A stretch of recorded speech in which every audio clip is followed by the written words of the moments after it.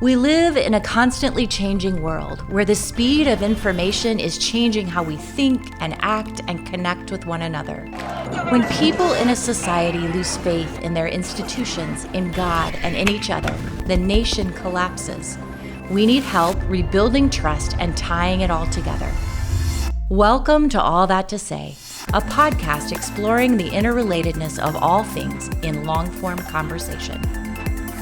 A relief organization director from the Middle East joins Jim Lyon to share his story of leaving Islam to follow Christ and the complex weave of faith and politics in his country.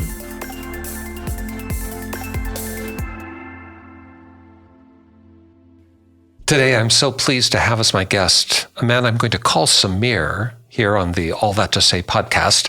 Samir is not your real name, but we're using that name as a kind of nom de plume so that you can be protected in that the world in which you call home can be a dangerous place.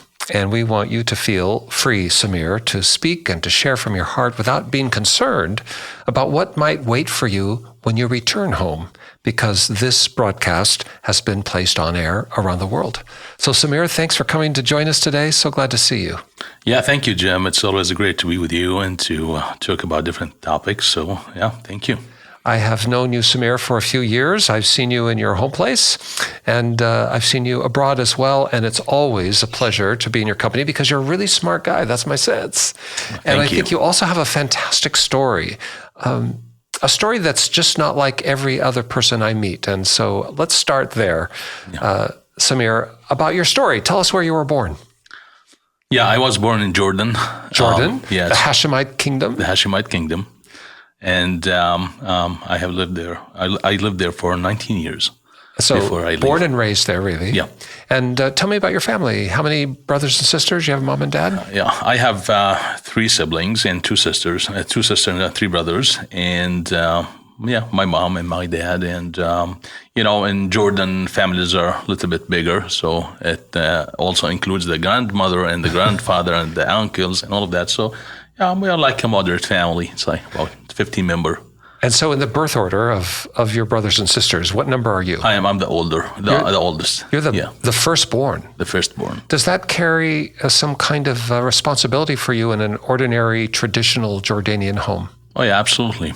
I grew up, hearing my father, my uncle, everybody telling me that if I win in life, and they would use that word, your brother's going to win, they're going to win. If you lose, they're going to lose. So everything happens based on your achievements and your trajectory. The responsibility was very heavy. This is how they perceive things in my culture. It's like you become the father of your younger brother and sisters.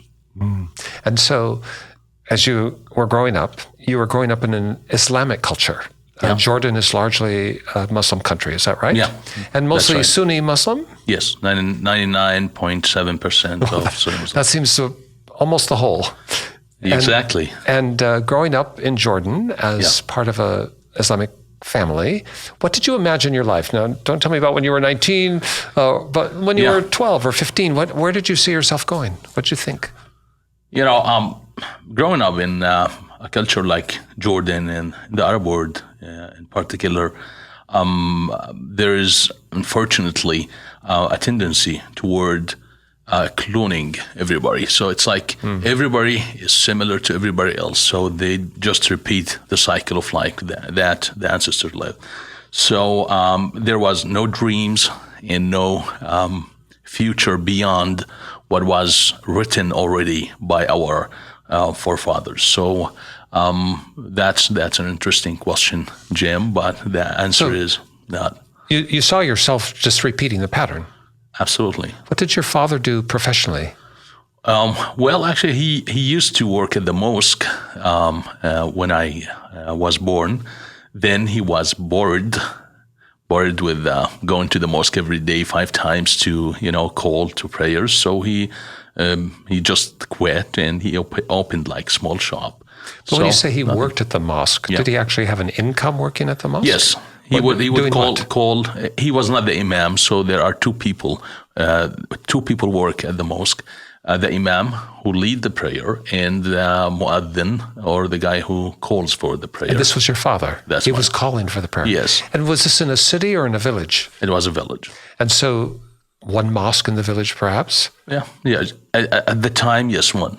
And your father is the voice of the call to prayer. I mean, it seems like a kind of place of stature. Would it be seen so? Well, the imam is everything. It's just like some guy who works at the mosque. So if he's not there, somebody can replace him immediately. Yeah. But you can't replace the imam so simply. So yes, sure.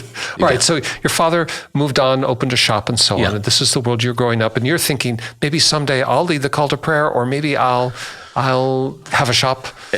It's not necessary growing up to just become like my father exactly. But there is no, what do you call it, like aspiration, like there's no ambition.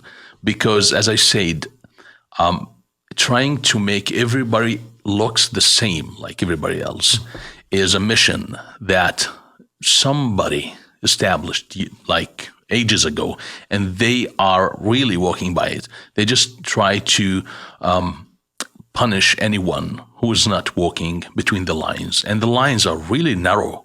You can't go right, you can't go left. You have to become like everybody else. So that's one of the things that I'm like at war with currently. And there's some point in your life where you decide, I'm not going to live in this system.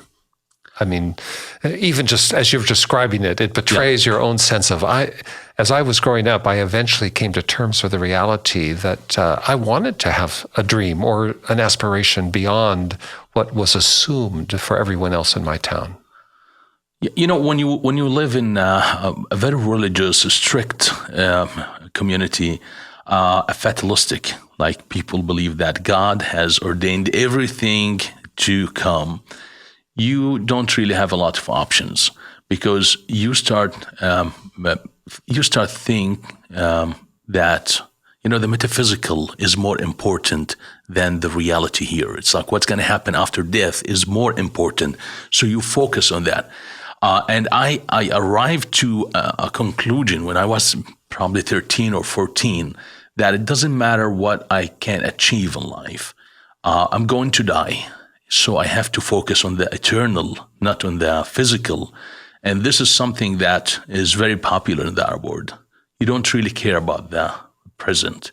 You don't care about cleaning the streets or, you know, having beautiful things out there, because you need to work hard for your grave and the afterlife, because they believe that they stay in the grave for a magnificent amount of time before they go to meet Allah.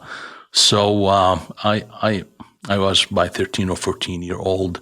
I was thinking, okay, I'm going to just focus or dedicate my life to Allah, because it doesn't really matter what happens in my life.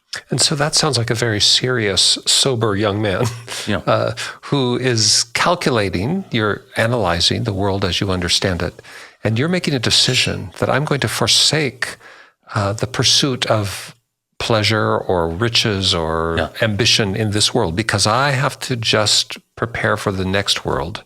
And I'm going to do that by serving Allah. Well, it was a narrative at the beginning. You know Jordan Peterson? Yes. Jordan Peterson always talks about when the narrative becomes the reality. So it took me 2 years for that narrative to become real in my life. So it was just a narrative. Yep. Yeah, I want to dedicate my life to Allah. But when I was 16 or 17, there was this Danish cartoonist who drew the Prophet of Islam, and that just ignited the violence in the Arab world, and they were, you know, calling to boycott the West and to destroy the West and all of that stuff. And I was emotionally touched by a sermon by a Kuwaiti imam. His name is Khalid al-Rashid, and that sermon was titled "Oh, the Nation of Muhammad." And the content of that sermon was just, you know, stories and stories about how heroic the friends of the Prophet were, in defending him, just laying their lives for him, and just dying in the path of protecting him, and how we were to do the same. It was a call for the Present Hour. Yes. To defend the honor of the Prophet. To just sacrifice the lives for his sake. And the issue, for those who may not recall this, is that this Danish cartoonist had made a representation of the Prophet, which is forbidden in Islamic thinking. Yes. You don't make any drawings or fashion any statues of anyone, but certainly not the Prophet. And this was an affront because it was a cartoon, probably magnified the offense. And same thing happened later, years later, with Charlie Hebdo in Paris. The same thing, yeah. And so you're telling me that in the wake of that controversy, you heard a sermon that called you to stand up and defend the Prophet too, because you were persuaded that he had been shamed or offended by these cartoons. But we cannot neglect other factors that contributed to that, and still contributing in many lives today. That's poverty and ignorance. Mm-hmm. So if there's no education and there's poverty and bad economy, people tend to start to seek alternative. Like, okay, if this life is not going to work, if nothing good is going to come out of this life, so why don't I just invest in my other life? And that's probably I feel the same. In the past, I would say, because I grew up in a poor family, I didn't care about, growing rich or something. But actually the thing was, because I grew up in a poor family, the factors to push me toward religion and fundamentalism was present. So with all these factors and the emotions that were taking place at the time, I decided it's going to happen. I'm going to dedicate my life to defend the Prophet and Islam and spread the teachings of Islam all over the world. So, well, and it sounds like also you did not imagine you had much to lose. So the risk assumption makes it more palatable. I can risk everything because I don't have much here to lose, and I can invest for the future in serving the Prophet in the way in which it was framed for you. I hear that. Sure. And so you made some decisions. Now you're becoming a young man, and you're making a decision to give everything you've got to this pursuit of honoring the Prophet. Where did that lead you? It was not really difficult to give everything because, as you just said, I didn't have much to lose. And the second thing is that when you decide to dedicate your life to the service of Islam, you don't really get to do a lot of things. Just pray 5 times a day, and you just read a book, an old book, and you don't try to invest in the society. You don't contribute anything, really. You can live on the top of a mountain and just be as a good Muslim as anybody else. So there was no calling to hard working. So that was appealing to me. Well, I get that. Appealing to not the hard work and discipline sometimes you might find in a different culture. But wait a minute, Samir, you had a family, you had a mom and dad, you have brothers and sisters. There has to be some richness or some joy in your family of origin. They cared for you, they loved you. In this commitment to follow Allah, are you walking away from your own sense of, well, maybe someday I'll have a family, maybe someday I'll have a wife?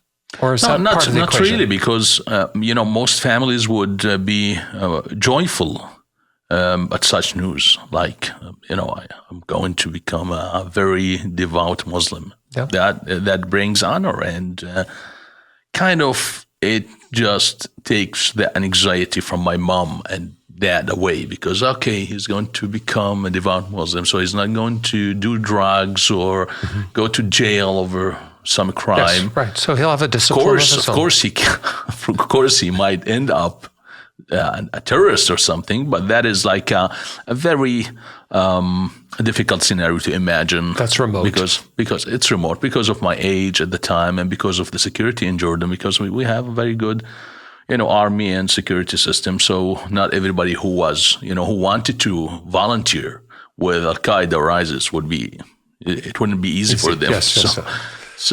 Yeah. But you made this decision. What did that mean for you personally? What did you give up? What did you choose to follow as a path? In concrete terms, tell us what life was like. Yeah. Well, I was, as I said, a very young guy. It's like 15, 16, 17. At this age, I was just, it was our, what do you call it, impressional years. Mm-hmm. I was not a complete or whole human being yet. I don't know that much. I'm still in high school. What it meant is that dedication means I'm going to change my lifestyle. So I'm not going to play video games. I'm not going to just go with my friends and do this and that. I'm going to start reading the Quran, just read the history of Islam, just memorize more and more of the history of Muhammad and what we call Hadith. And just I have to change the way that I dress.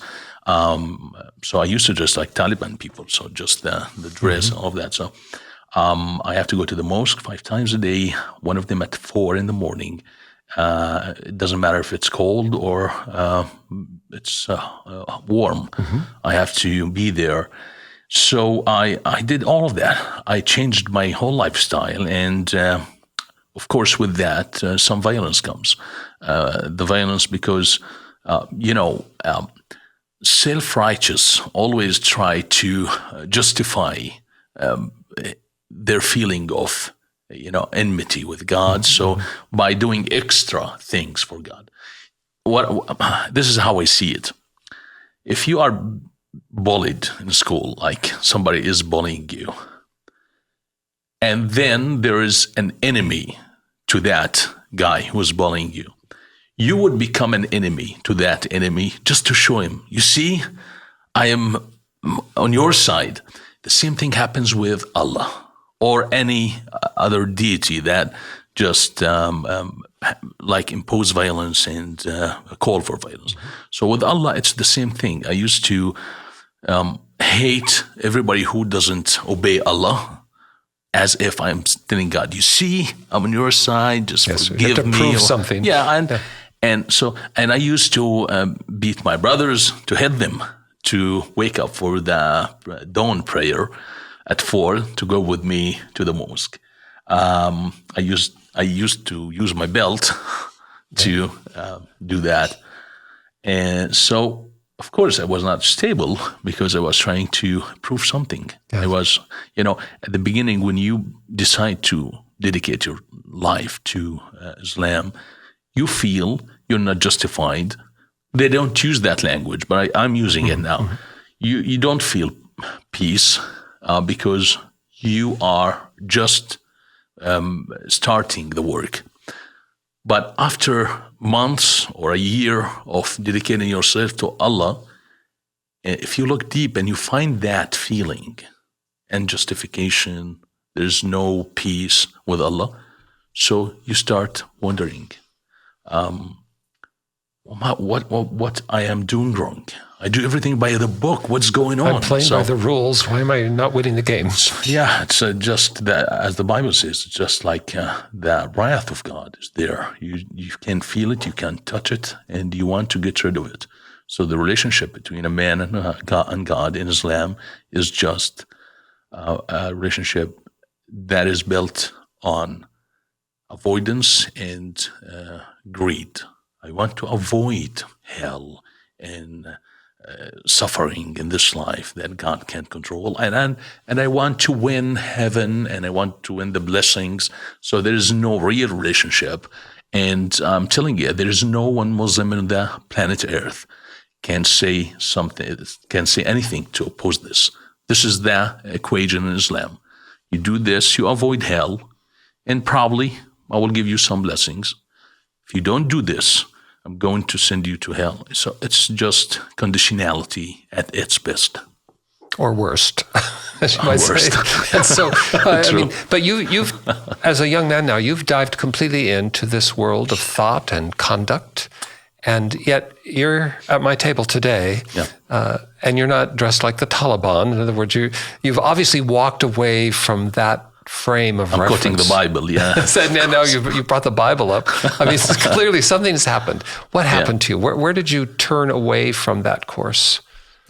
As I was saying, I was dedicating everything to Allah and to, defending the Prophet. And I was seeking justification, or what they call in Islam, seeking peace and acceptance. I wanted God to accept me.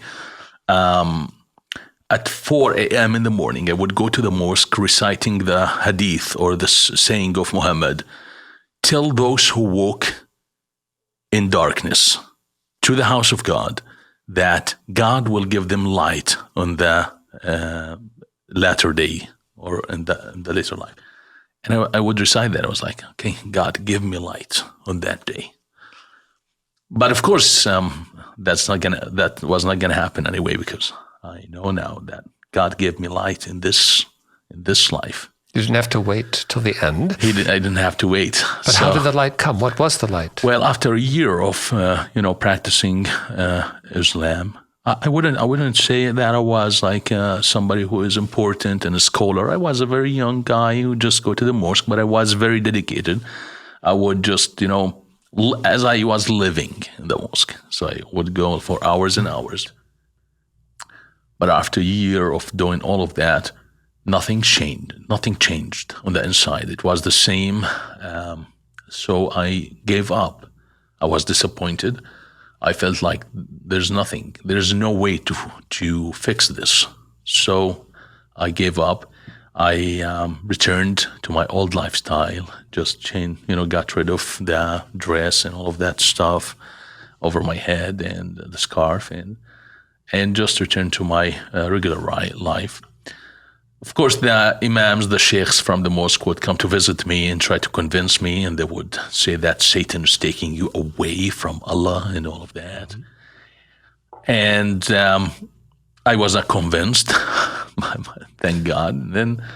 Then something happened. I believe that I was opening a shop, like a DVD shop, over the summer.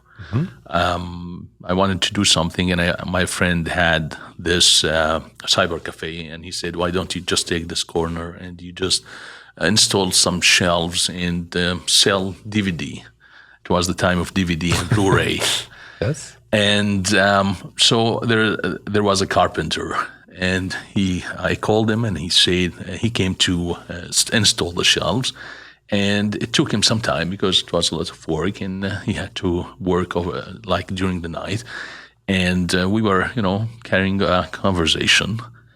And he converted to Christianity before that. His brother converted to Christianity, but he did not share that with anybody. His family knew, and there was huge problems for him. They took his wife, his children, and he was in jail. I didn't know any of that. Then the judge... This is because of his faith. Yes, because of his faith. Consequent. But you don't know any of this. I don't know he's any working of this. for you. Okay. No, he just worked for me. And I asked him, no, there were rumors that he is an atheist. He was an atheist. So I asked him, are you an atheist or something? He said, no, I just, follow a different version of Islam and stuff like that. And I was like, all right, what is that version? Why don't you share with me? And he started just, he didn't know how to, lie to me.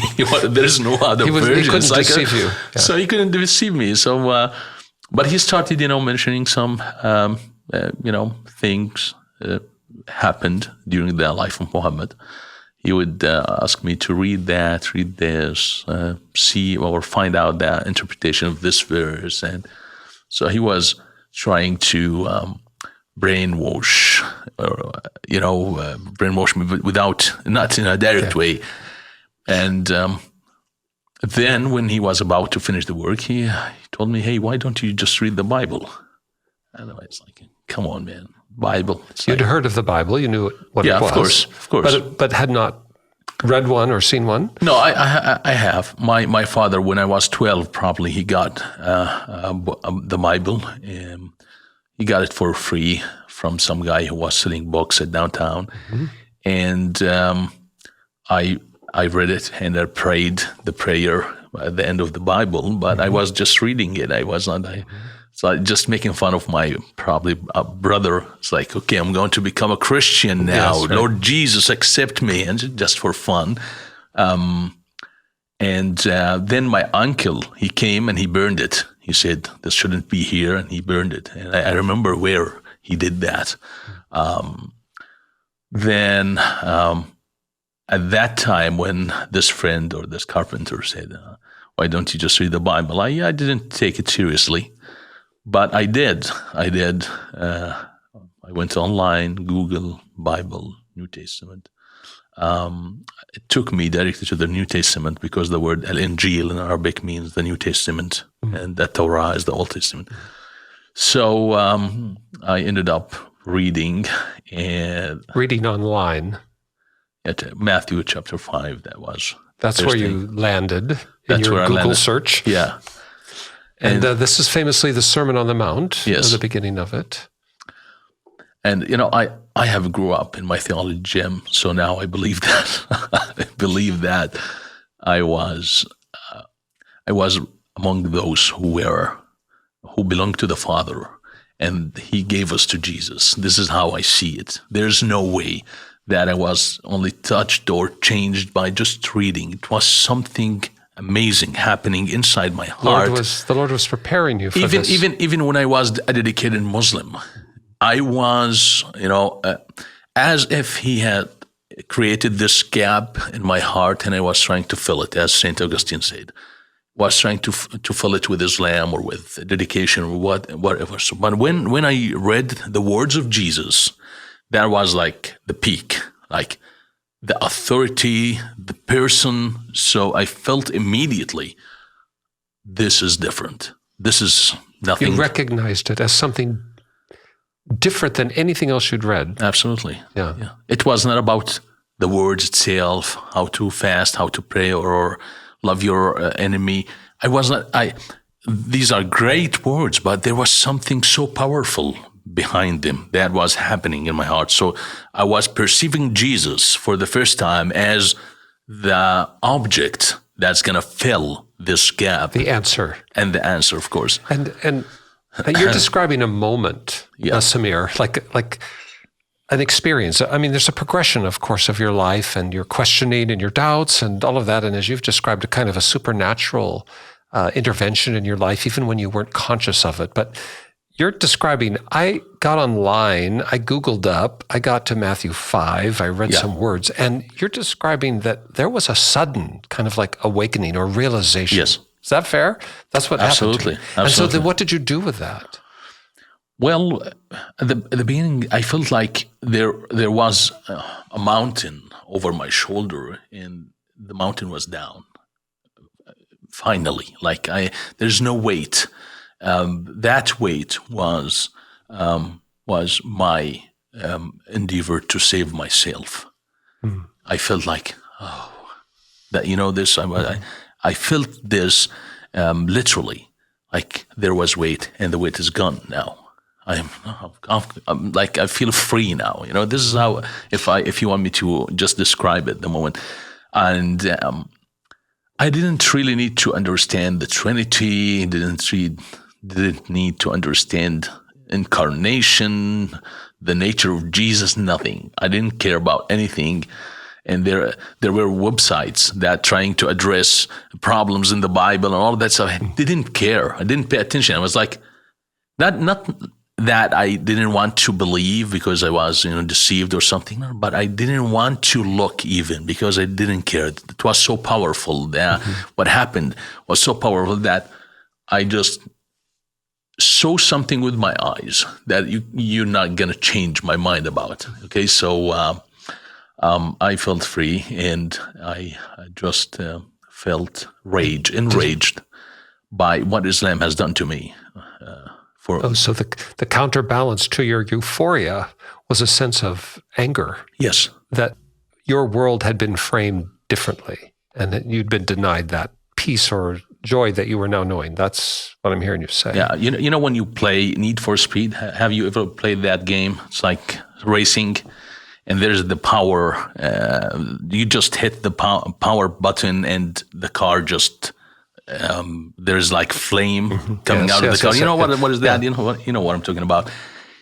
That moment just clicked that button, and I'm still in that phase. I'm just still racing toward with anger and with joy.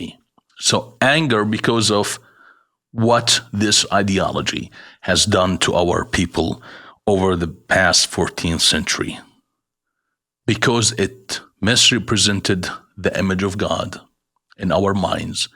And as a result, everything was destroyed. All the values were distorted.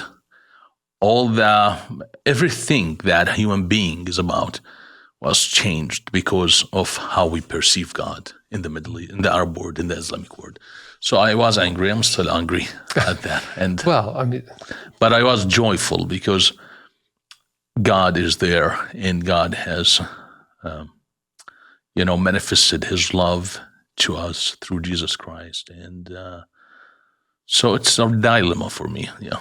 So as this moment came to you, and you were accelerated in your joy, but also this brewing anger about what had been, what did you do? Did you run home to your parents and your siblings and say, "Guess what I've discovered"? Or what happened to you? Well, it was a traumatic situation for me, going to the mosque and learning all of these things about Islam.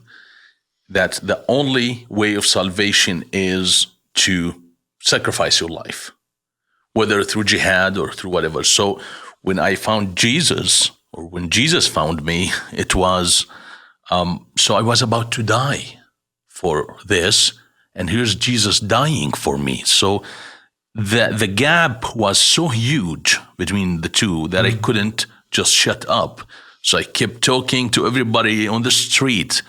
Literally, if I meet somebody now in a minute, I would be like, "Do you know that what we know about Christianity is not true? You want to know the truth about Christianity? Why don't you just let me tell you this and that and this and that? Do you want to find out the truth about Muhammad? Come, I will tell you." So it was crazy. I was like, young guy, crazy, going, just doing things that people get killed over. But God just protected me. And I told my father, apparently I was highlighting something that was in his heart for a very long time, so he did not react. He actually carried on the conversation with me. And he didn't reject you out of hand. No. He was just asking me questions, encouraging me to find out the answers for those questions.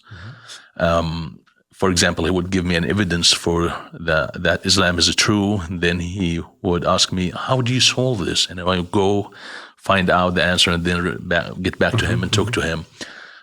Of course, I shared this with my brother, with friends. At the beginning, people would laugh at me because, I'm a young guy who's just criticizing Islam. Then when things got serious, and I kept doing that for a long time, I got into troubles. A friend of mine he just hit me on my face. He said, "If you ever say this again, next time it's not going to be just on your face." And then, of course, there was the secret police, who try to maintain the stability of the country. They don't want any troubles, and apparently they have confronted some evangelism in the past, and they know what happened later. A family kills their son or something, so they don't want to destabilize the country. So they called me, and there was, Because you had been reported. Yes, I have been reported. And they interrogated me for 3-4 hours over 3-4 days. They would do the same every day just to wear me out. And then I decided to leave the country. It sounds like a very, very difficult journey, Samir. I mean, your family, everything you've known, you've been energized by this new faith that you have found. and it's now threatening your life. I mean, the secret police, what's their threat? They're going to arrest you? They're going to... Actually, they were very, very clear. Leave the country. That was... because their main object was not necessarily protecting Islam. It was protecting the stability. I would say they don't really care, because they care more about politics and security more than this. So the solution was, you either shut up and never mention this again, or you leave. Right. Because you can't go to a church, you can't invite somebody to explode that church when they find out that you're there. You know what I mean? So we don't want any troubles. So leave or shut up, or we will shut you up. So that's the threat was, we'll take you downstairs. This is the word they used, downstairs, and you will find out what's going to happen later. So I had to leave. And where did you go? I went to Lebanon. Lebanon, which is nearby. Yes. Was it easy to move into Lebanon, or did you have to go through some struggle? 7 hours drive, but I had to go through Syria.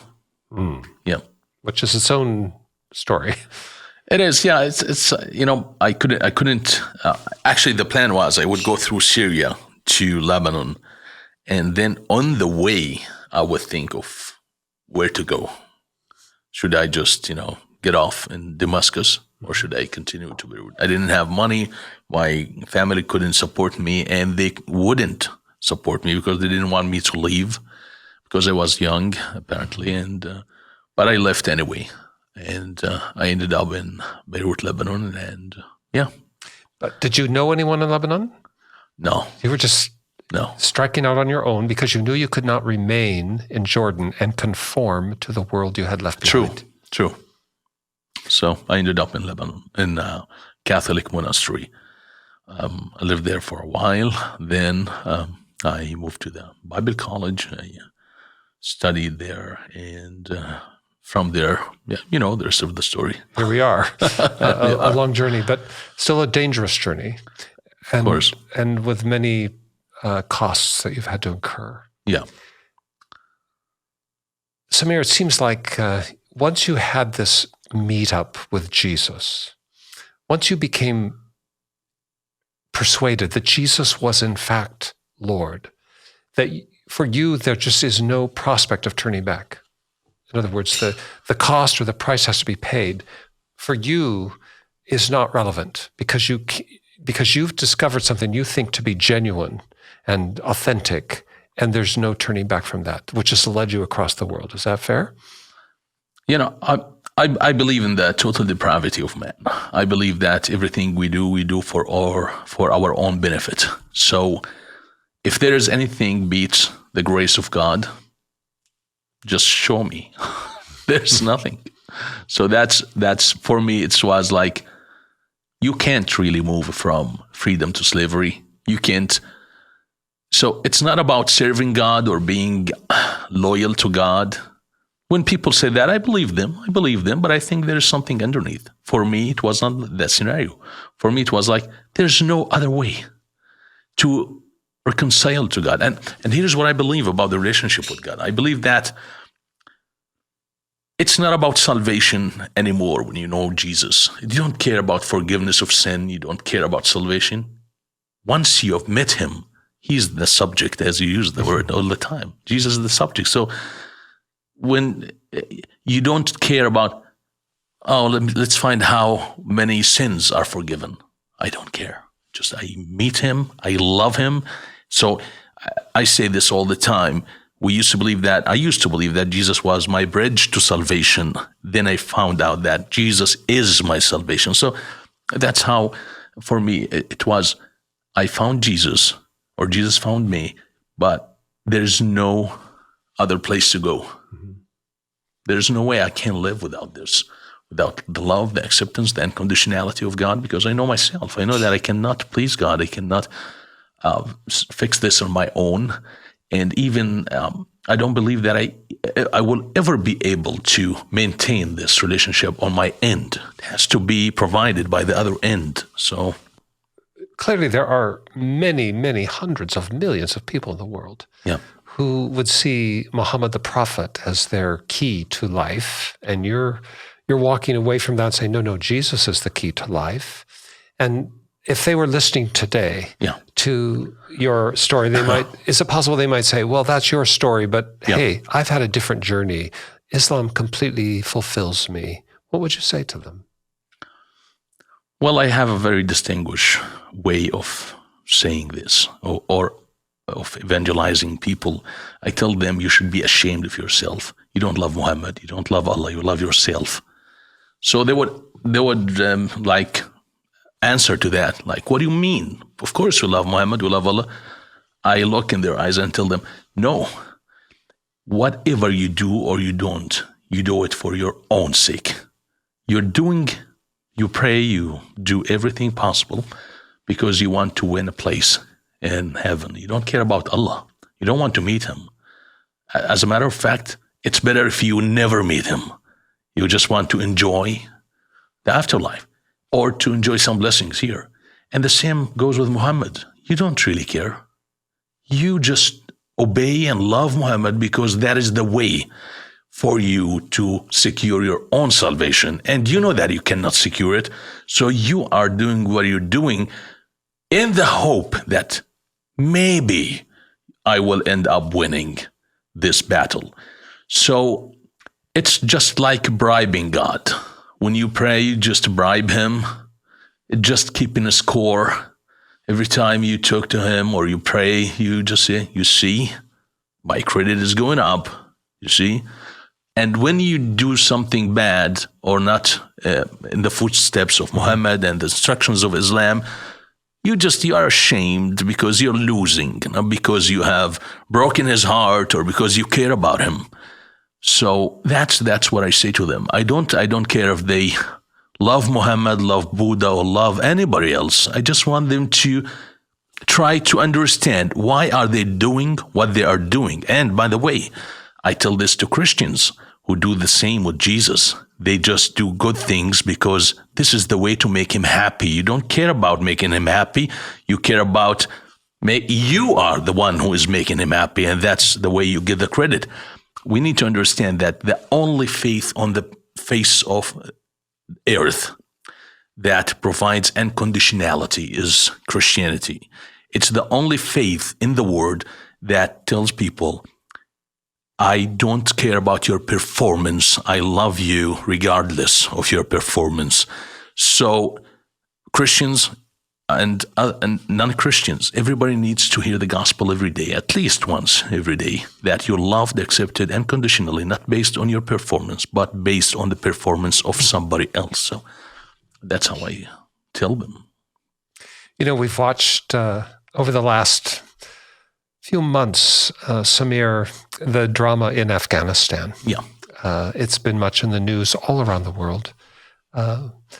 The longest war in American history, a war that was not just about Americans, but also Western European powers, the NATO allies, even the Turks as part of the NATO alliance, on the ground in Afghanistan following the terror attacks of September 11, 2001. And here we are 20 years later, after all the effort and energy and the loss of life and the trillions of dollars. And now the Western powers have vacated Afghanistan. Yeah. And there's the Taliban slipping into the vacuum quickly. That Western intervention in Afghanistan, which is like Jordan, a largely, almost completely Islamic country. Yeah, sorry. That has disrupted the cycle of life there. I mean, there's been many challenges and interruptions and cost. I'm not here to necessarily talk about the wisdom of that military intervention, but do you think there's anything good now that we've seen 20 years after the Taliban take over the country again? Those 20 years, do you think there's been anything good that can come out of that? Well, when you look at the aftermath of the American invasion, this is what I call it, the American invasion of Afghanistan, $2.6 trillion spent, thousands of Americans' lives have been lost, and America is embarrassed in Afghanistan with what happened recently. When you look at this, you want to find something that was worth it, right? That's your question. Like, what was it worth it? I believe that the Americans went into Afghanistan with a very clear goal, and that is to end the existence of Taliban, because Taliban provided Al-Qaeda with shelter and support, and Al-Qaeda were responsible for what happened in 9/11.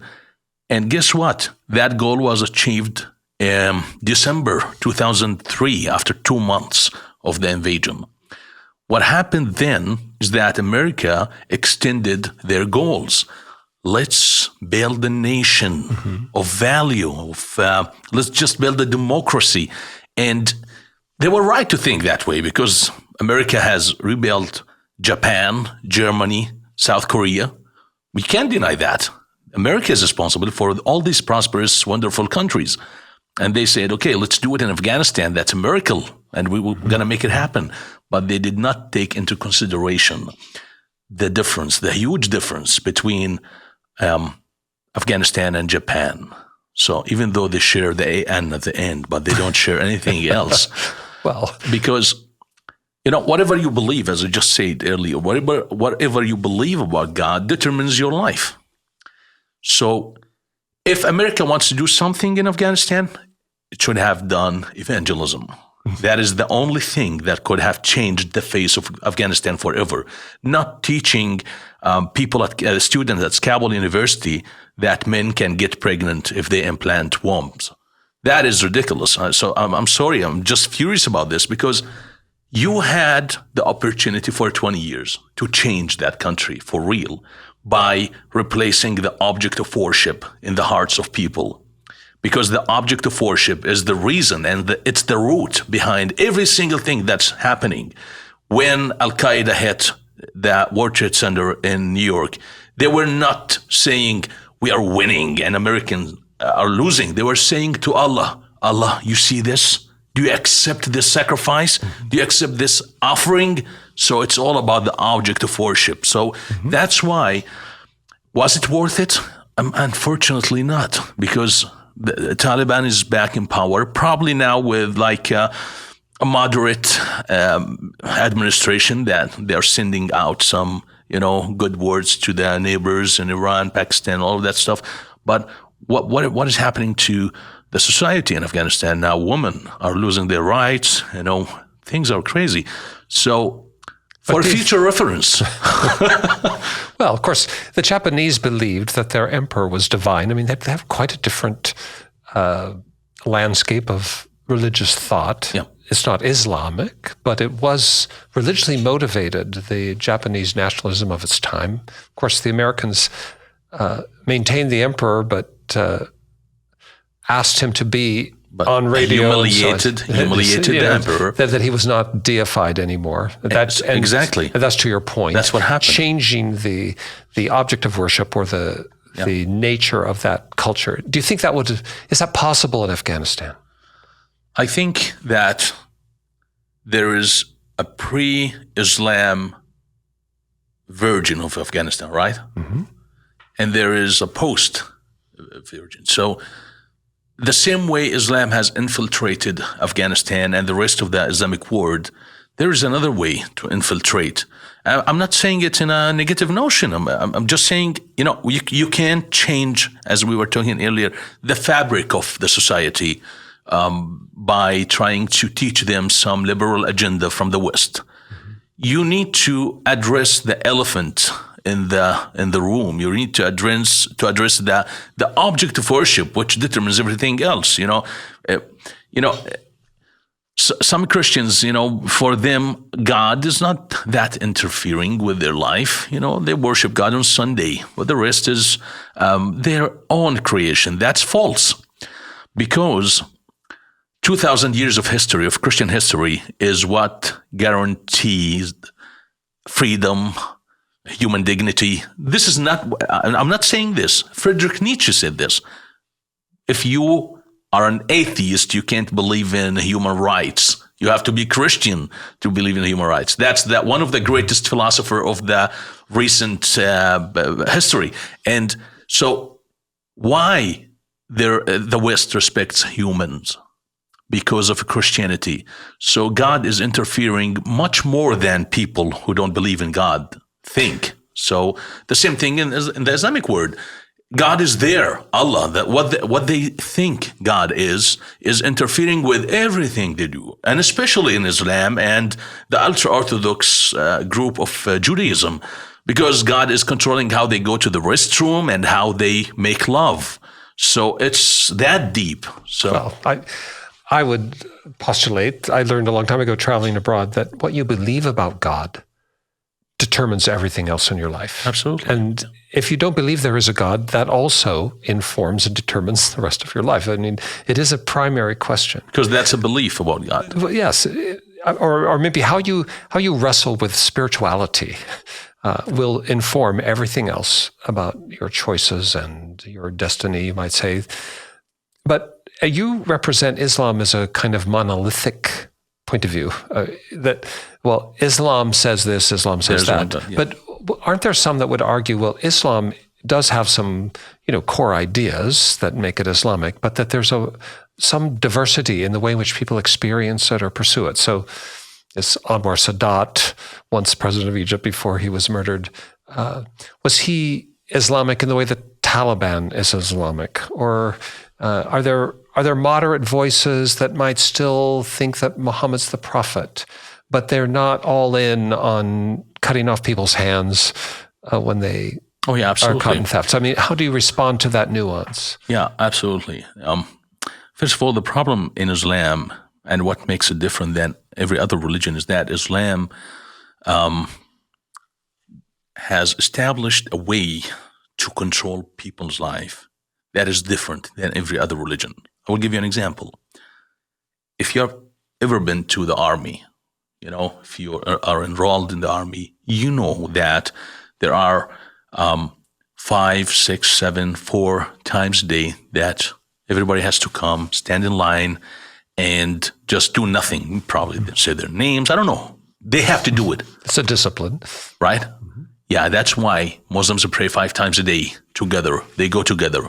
That's how Islam is imposing this idea that you are an army of Muhammad, of Islam. So there's one way. There are too many things like this. So the structure of Islam itself is that controlling people is at the core of Islam. Second thing, Islam is different than Judaism and every other religion in it's that political system.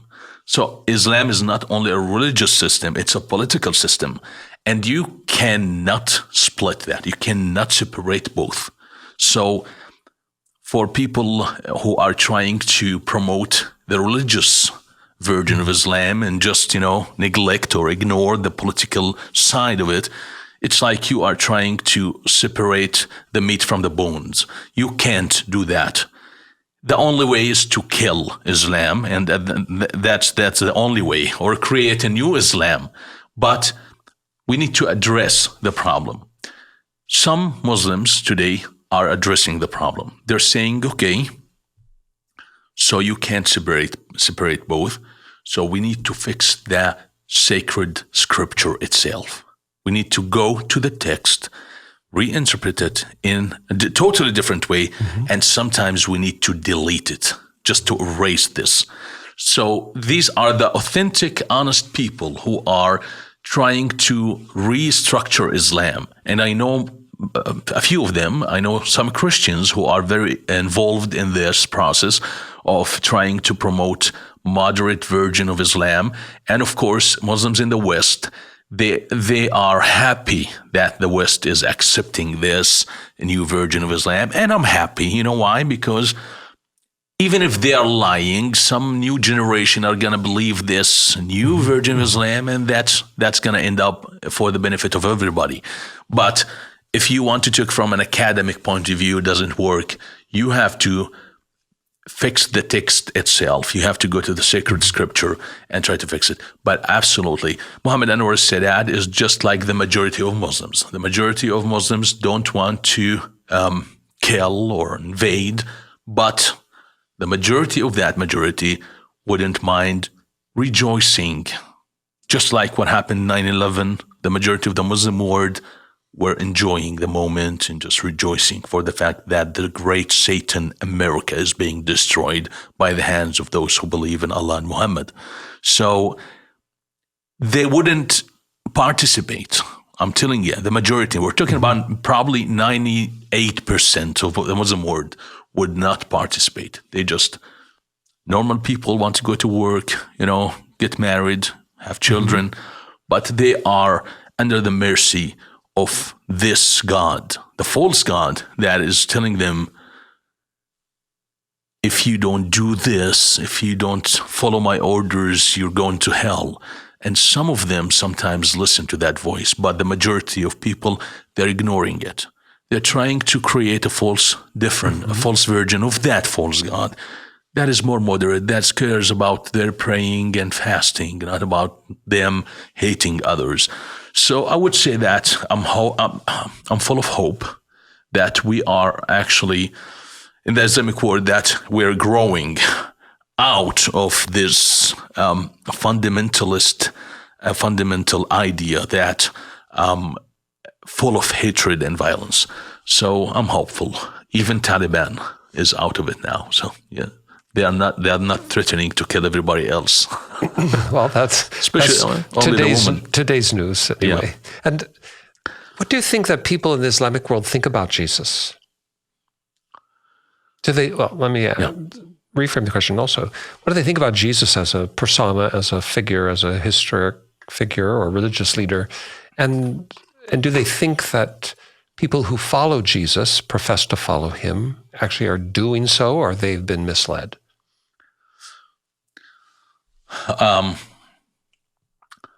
So the irony is that Muslims believe that Jesus was the greatest human beings ever, even sometimes greater than Muhammad himself. He was without a sin. They believe that. And, he was born for the Virgin Mary. He did all these great miracles. So that part is covered. Are those things you learned as a child? Yeah, sure. Yes. Yeah. Right. But the thing is that some Christians are happy with this. Like, wow. But the truth is that if they are messing with his deity, that doesn't work. It's just deceiving, right? Because at the end it's, but Jesus was just a prophet and he was not dead on the cross. He did not die on the cross for anybody's sin. So I look at that, and I think Isa, the name of Jesus in Quran, is a different person, completely a different person. I wouldn't go to a Muslim and tell them, I want to tell you about Isa, and because it doesn't work, right? Because that person is not Jesus, because that person in the Quran, he said, I'm not God. I'm not guilty of telling them that I'm God. It's their problem. So, Jesus is actually weak. And in one of the hadiths, or the sayings of Muhammad, he told the story about Jesus as Judah, the Iscariot, tried to deliver him. Jesus ran away to where his disciples were, and he tried to convince them, who wants to die in my place? And I would give him a castle in heaven. So he was using the same currency Muhammad used all the time. Castles in heaven and virgins up there. That's And the promise. That's the currency. That's how he would buy things, I would give you 10 ladies there if you give me this. This is how it happened. I'm sorry, but this is true history. But that's how you... That's how Jesus was tried to... Yeah, but this is also what you just reflected is how you were instructed growing up. That's Absolutely, the world that you believed. Yeah, that's how objectifying women, and you wonder why they want to cover women. It started as a political sign in the beginning. Muhammad wanted to distinguish Muslim women, but then it grew from there, and because, objectifying women, sexual symbols, that we want to cover them here because, we are animals. I'm sorry. I mean the human heart, what the human heart is saying. I'm an animal who is waiting to just, Devour. on this victim. So just cover them because here we cannot do that. So it's just ridiculous to believe that God is going to distribute women in the latter day. Anyway, so Jesus was trying to convince his disciples to die in his place and to win a castle full of women in heaven. So that person is not. The story Jesus is of the not Bible. exactly told the same way. Even though Jesus is acknowledged as a real figure of history, Yeah. the framing of his story and certainly of his death and resurrection is not found in the Quran as it would be in the New Testament. The thing in Quran is that, I don't know how to say this in English, but it was like collecting figures from all over the place and just bringing them in one kind of a place. synthesis. Yeah, for example, Haman in the book of Esther. In the Quran, Haman is the prime minister of Pharaoh in Egypt. So there's no link, but in the Quran, Haman is the minister of Pharaoh. And there is a Samaritan lives during the time of Moses. So actually, yeah. So there's a jumble of biblical narratives. Yes. So it's just whatever, because there was no printing. What's his name? Heidenberg was not there, or Edinburgh.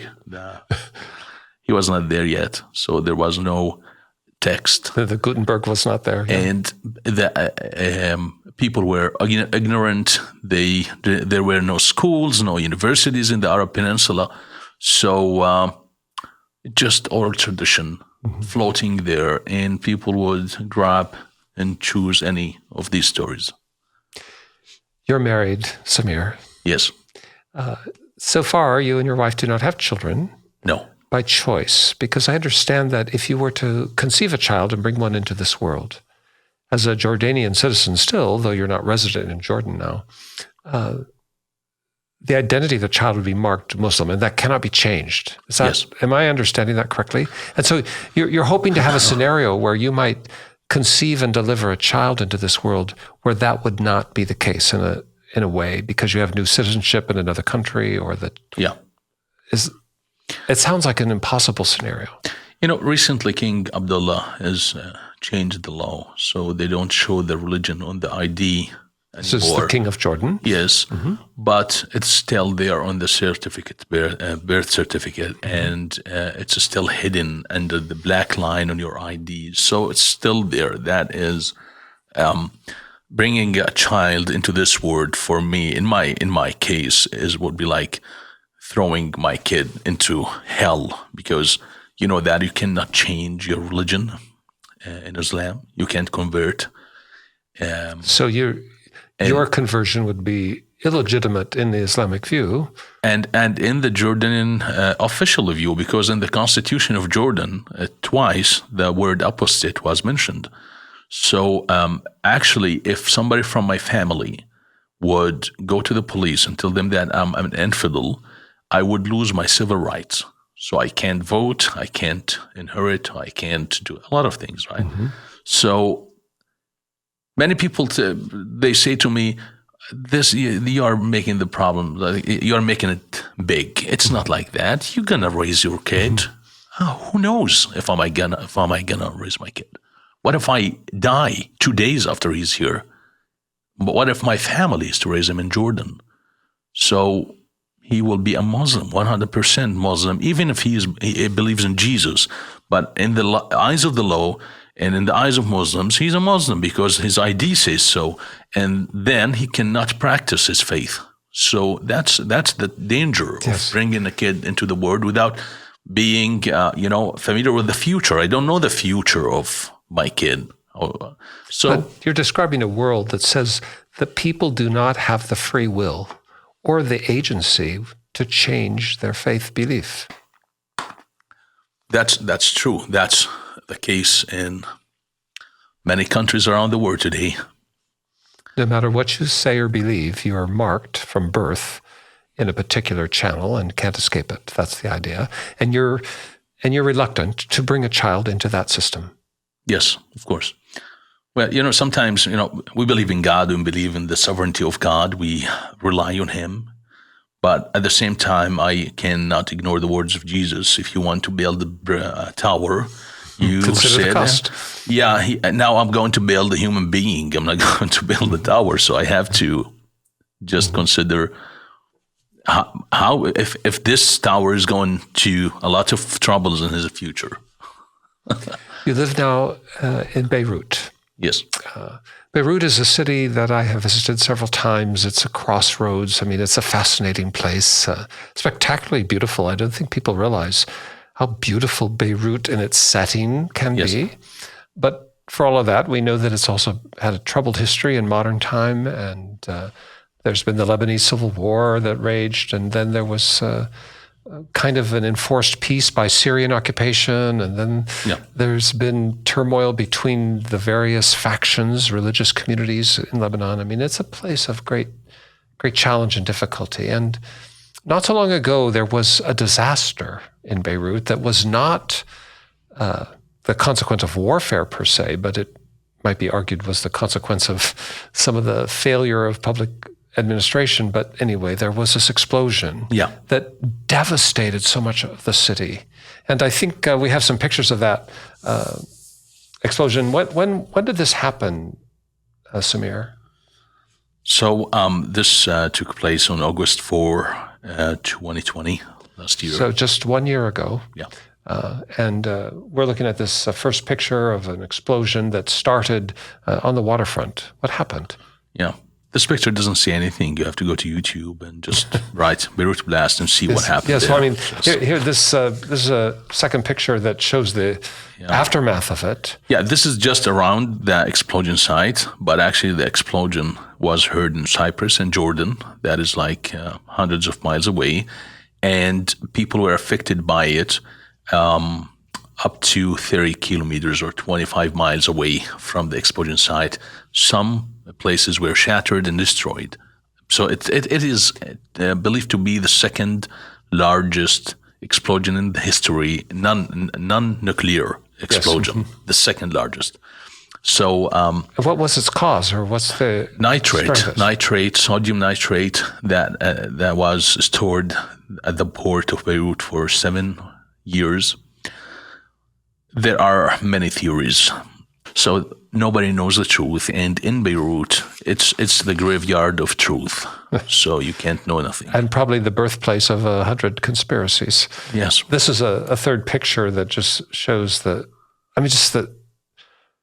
complete devastation. I mean, an earthquake, a hurricane, a bombing could not have wrought any more destruction than this. And I understand about 300,000 people lost their homes and were displaced. That's true. I mean, that is a city. 15 hours of civil war did not cause as much destruction as this explosion. 15 years. And you were in the city at the time? Yes.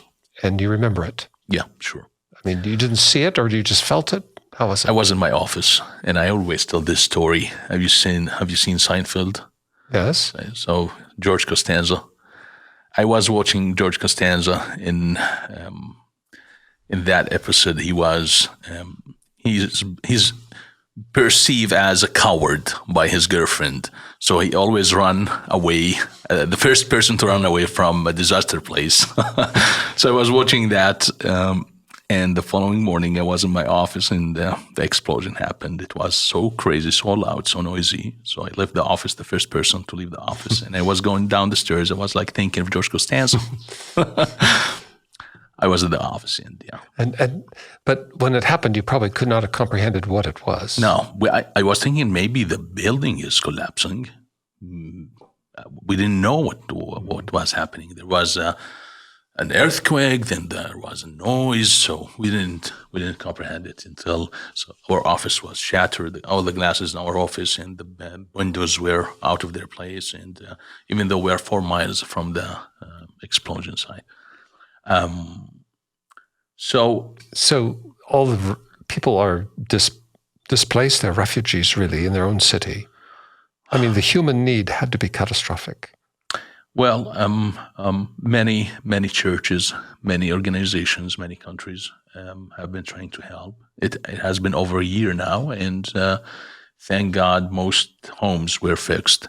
But of course, there's a battle now between the insurance companies and the owners of huge buildings, commercial buildings, because the insurance company are not going to pay anything if it was a terrorist attack. And the government is not saying if it was terrorist or not. So there's like the huge buildings in Beirut are not fixed yet because they're waiting. Right. So there's still, you can see the scars still a year. Absolutely, yeah. Later. That's not going to go away for a very long time. And you, Samir, have been engaged to bring life everywhere you go. As you have described your own journey, you have a deep passion that people might find life and hope in the here and now, not just waiting for the end. And that has led you to become an interlocutor for relief. I mean, I understand that hundreds of thousands of dollars US have been channeled through what you do to help provide relief to people in Beirut. Tell me about that. Yeah, so basically I try all the time to separate charity from the gospel work because I don't want people to follow for the bread. And there are a lot of organizations who do this and that. They provide food and all of that. So I for a very long time, I wouldn't do this.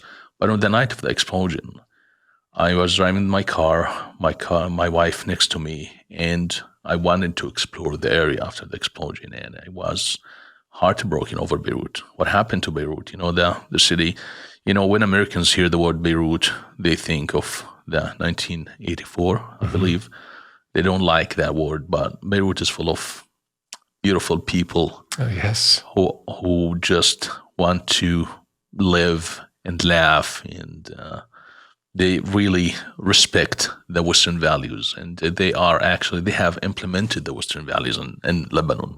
So, looking at all these places destroyed, I felt like there's no way that I can do anything. So I just went back home, I've written an email, and started contacting all of my friends around the world, asking for help. And within 4 months, we have fixed 2,000 units in Beirut, and 2,000 homes. 2,000 homes. Places for people to live. Yes, and that was amazing.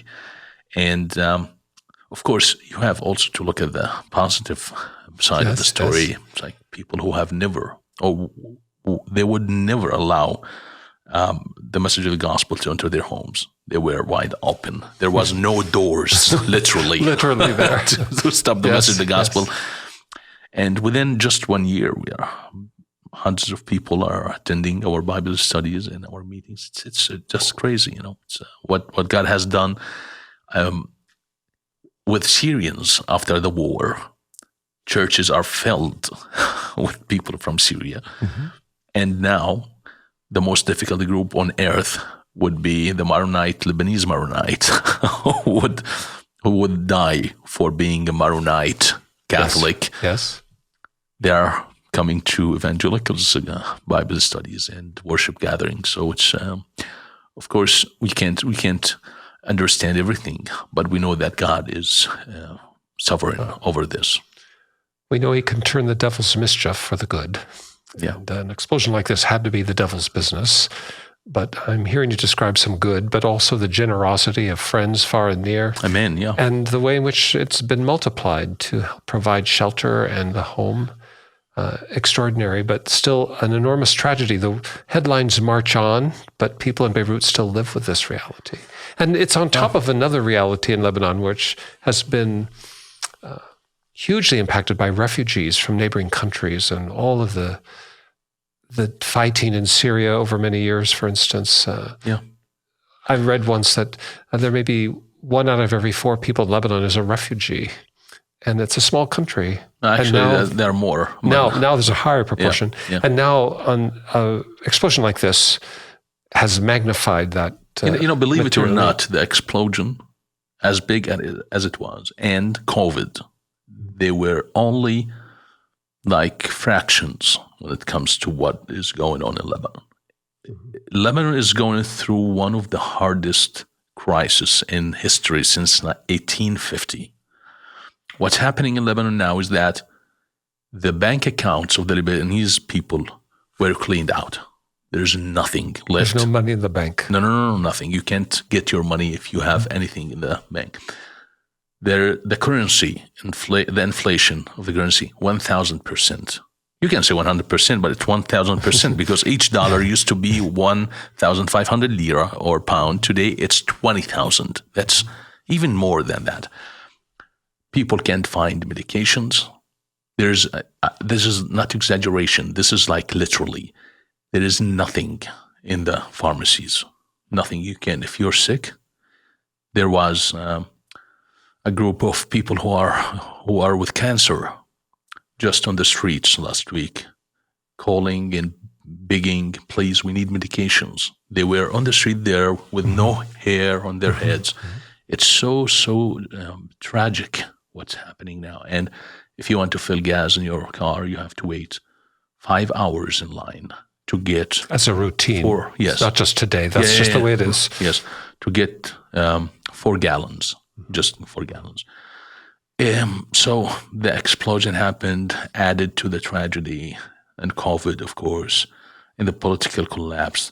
So that's why our ministry in Lebanon feels like God is positioning us in a very special time in the history of this country, which is, by the way, is the last land of freedom in the Middle East next to Israel, because we don't consider even Israel from the Middle East because it's European style. So yes. The only democracy in the Middle East, the only country where you can say almost whatever you want, where you can carry a bag full of copies of the Bible and just hand them out on the streets.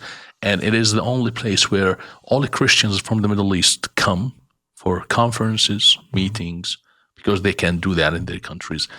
So, Lebanon needs help, and generous brothers and sisters from the U.S. have helped Lebanon for years and years through many different churches, and the Church of God is an example of what God is doing there.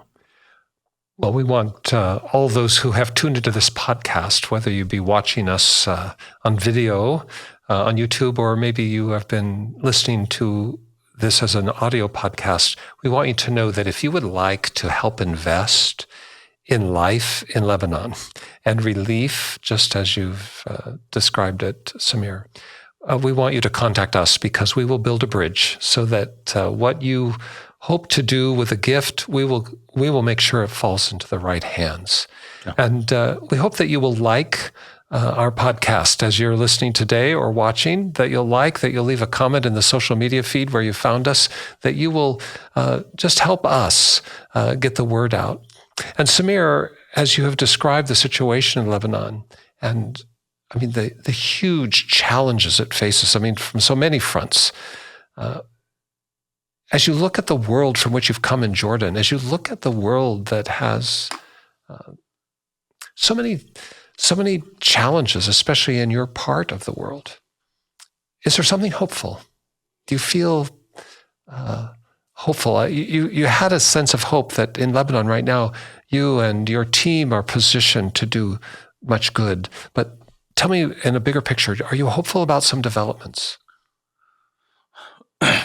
Well, for the first time in the Middle East, you can see people who are full of hope, because now people are being ashamed more and more of the strict ideas that they used to promote in the past. For example, the 9/11. In 2002, there was no Facebook. 2003, there was Facebook. In 9/11, 2003, if you go to Facebook, the Arab world, and you read the comments and the posts, it's all against America, all with what happened 9/11. Fast forward 2021, I was like the person to tears the other day because I was reading the comments. It was almost 50-50. People are saying things, positive things about and they are, standing for freedom. They're standing for many values that used to be lacked in the Arab world. So that's why I'm hopeful. The social media has given me this, just this wave of consciousness is invading the Middle East, and many people are they're awake now. So this is what I always say about evangelism. I say, even if people don't convert, there is something happened there. It's like they get the package. They throw Christianity out of it, but they keep the package. So these people are keeping the package of human rights, freedom, human dignity. So all of these things, this is the package that Christianity bring with, right? So they are keeping the package, but they don't believe in Christ. So I want that to happen. I want to spread the values, the Christian values in the Arab world, the same way the Christian values are in Finland, in Norway, in Denmark, all these countries that they say, we're an atheist, we don't need Christianity. I tell them, no problem, but you have the package that Christianity have left there. So this is what I want to see in the Middle East. And I'm hopeful now. If you asked me this question a few years back, I wouldn't say this, but... I'm hearing you say that social media actually has played a part in helping people reevaluate where they are, what they think, and have a broader perspective. I sometimes hear people say that social media is a curse because it challenges and it pollutes people's order. But you're saying no. In the Middle East, it's actually a window through which light comes. Yeah, I think that people who work for station and televisions and stuff like that, they don't like this. But social media is going to kill their careers. They have to switch. Social media is coming, and it's at least in the Middle East. In the West, it has done what it has done already, right? Yes, but right. in the Middle East, it's coming more and more. If you follow the media in the Arab world, sometimes you criticize the media in the West, but that is nothing compared to the media in the Arab world. The lies, the conspiracies, the theories, crazy, ridiculous theories. Americans are in Afghanistan because they want gold from the mines, the caves that is hidden. So all these stories. But now the social media is different. Social media is like 1,000 resources telling you different things, and then you start connecting the dots. Actually, it's an automatic operation that takes place in your mind. When you read a lot of things, you're exposed to a lot of resources, then something start make sense in your mind. So it's an automatic outcome that you become more reasonable and more accepting, because, people in the Arab world for many years, they would look at the West and think, the image in their mind is that satanic people are living in the West. People who wants to suck our blood and take our oil, who live in the West. And those pornographic stars who wear the cross are the Christian ladies who wants to destroy our ethics. But now they are exposed to humane stories. They are exposed to feelings and emotions and stories. They began to see that, the Christians in the West, they are fathers, mothers, they are human beings who are in pain.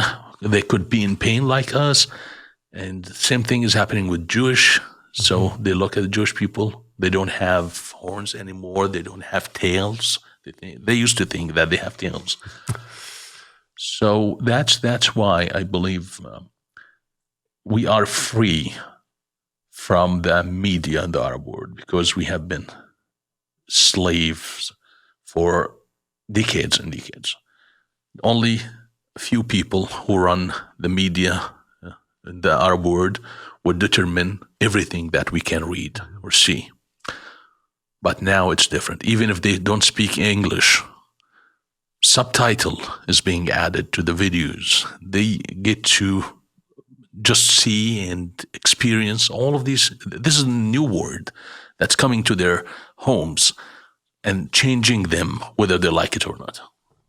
And as you've described that kind of opening of the eyes, made me wonder about looking in the other direction.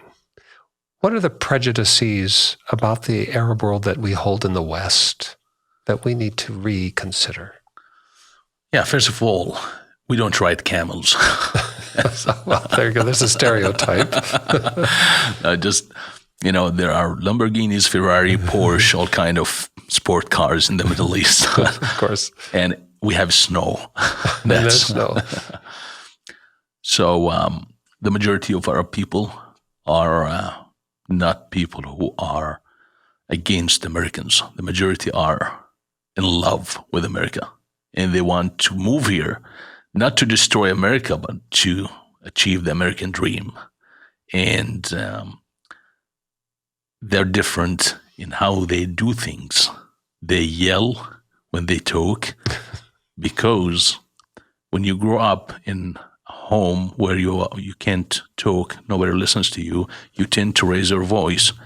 And Arabs have been raised that way, not in their homes, but as nations. Nobody would listen to them. Only the dictator who was running the country would say everything and nobody else talks. That's why they yell. A lot of different factors, but they do things different way. That's why many Americans look at Arabs and think they're weird or they're scary, but they're not.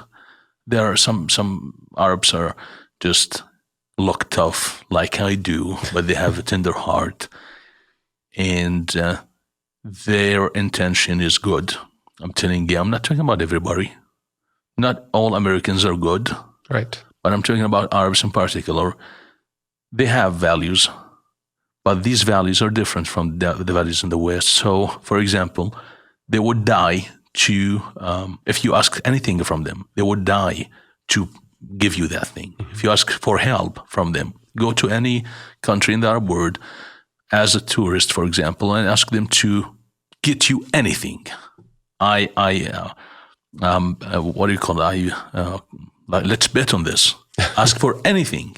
They would do anything possible to give it to you. There's a generosity of spirit. They're very generous, very hospitable. But as I said, they're different. People are different. The craziness, this is what I tell my wife all the time when we see, the other day we saw some guy here in the U.S., and he's like trying to wear like a tree. He's trying to look like a tree. There was a tree coming out of his shirt. And so I told her, the craziness is different. Our crazy is different than their crazy, right? But there's crazy everywhere. They're crazy everywhere. But I appreciated when Americans, at the beginning when I started coming here, and until today, I have been coming here for years, and until today, when Americans are open and graceful, they're dealing with me with grace. Like they try to understand. If I ask the wrong question, in the Arab world, we have different kind of questions. We can ask you about your salary. You can't do that here, right? So it's like, so we appreciate that. As an Arab, I would appreciate that. And the same thing in the Arab world. So just normal human beings who are, could be in pain, they have dreams and all of that. But I would say always share the gospel. Always share the gospel, and the gospel of grace in particular, because there are different versions of the gospel out there.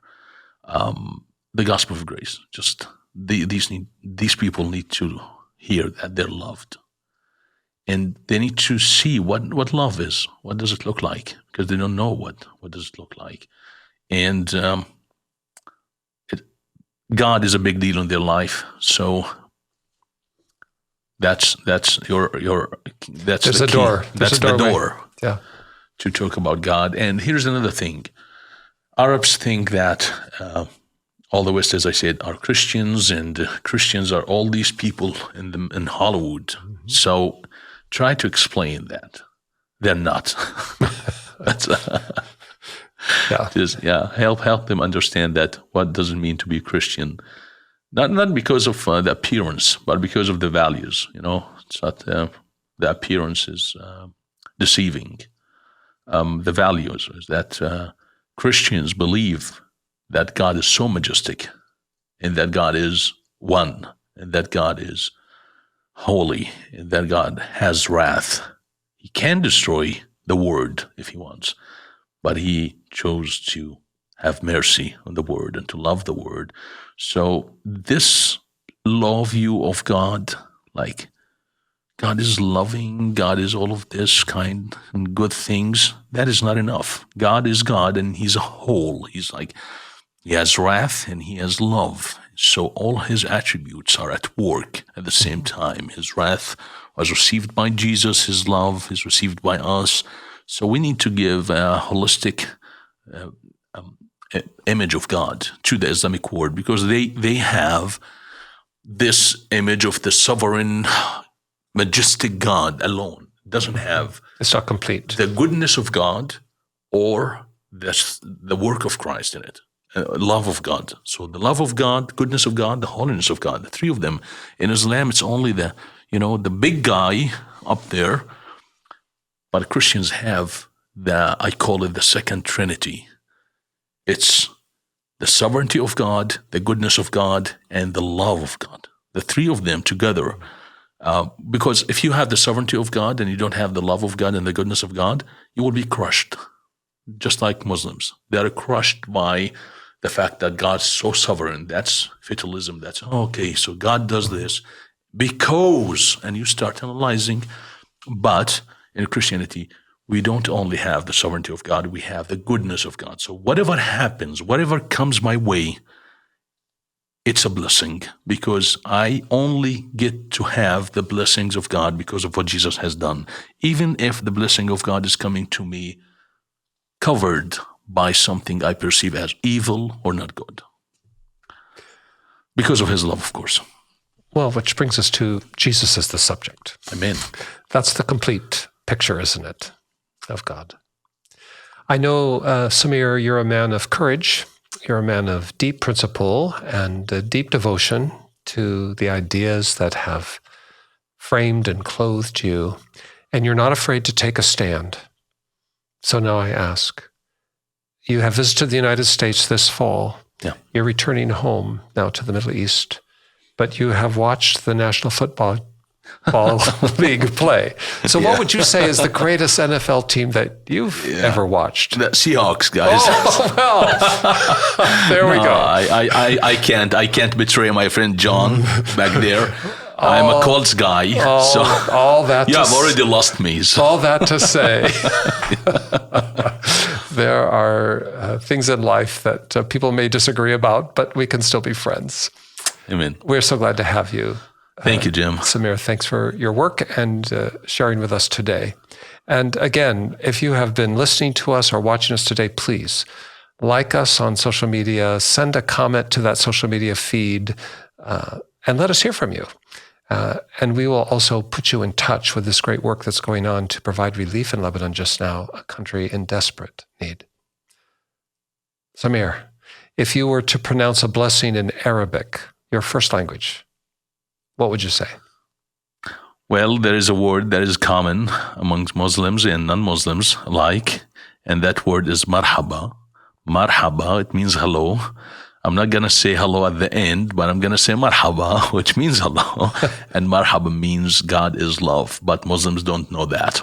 It is a Syriac word that found its way into the Arabic language, and we use it every day.